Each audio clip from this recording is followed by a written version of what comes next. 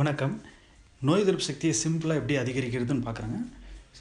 வெளியில் காலையில் சாயந்தரம் எக்ஸசைஸ் பண்ணலாம், யோகா செய்யலாம், அல்லது வாக்கிங் போகலாம். இந்த மாதிரி 8 வடிவத்தில் நடந்தால் ரொம்ப நல்லதுங்க. மாடியில் நம்ம சும்மா ஒரு ட்ராயிங் போட்டுக்கலாம், இல்லைன்னா மனசுலேயே இந்த மாதிரி வரைஞ்சி கூட இது பண்ணிக்கலாம். எதுவுமே செய்யலைன்னா சும்மாவாவது வெளியில் உட்காரணும், விட்டமின் டி கிடைக்கும். அடுத்து இந்த மருந்து கவர்மெண்ட்டு நம்மளுக்கு ரெக்கமெண்ட் பண்ணுறாங்க, ஆயுர்வேத மருந்து. இது 30 ரூபாங்க. அந்த நம்பர் கூட இருக்கிறதுல நீங்கள் வாங்கிக்கலாம். 4 மாத்திரை பெரியவங்க வெறும் வயிற்றில் சாப்பிடணும். சின்ன குழந்தைங்களா இருந்தால் 3 மாத்திரை வெறும் வயிற்றில் சாப்பிடுங்க. அடுத்து இந்த எலுமிச்சம்பழம் கட் பண்ணி 3 நிமிஷம் தண்ணியில் கொதிக்க வச்சு கொஞ்சம் உப்பு சேர்த்து குடிக்கணும். இது ரொம்ப நல்ல ஃபுட்டுங்க.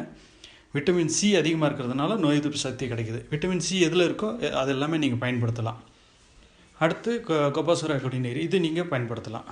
ரொம்ப எஃபெக்டிவாக இருக்குது. நைட்டு தூங்கும் போது பாலில் மிளகு மஞ்சள் போட்டு குடிக்கலாங்க.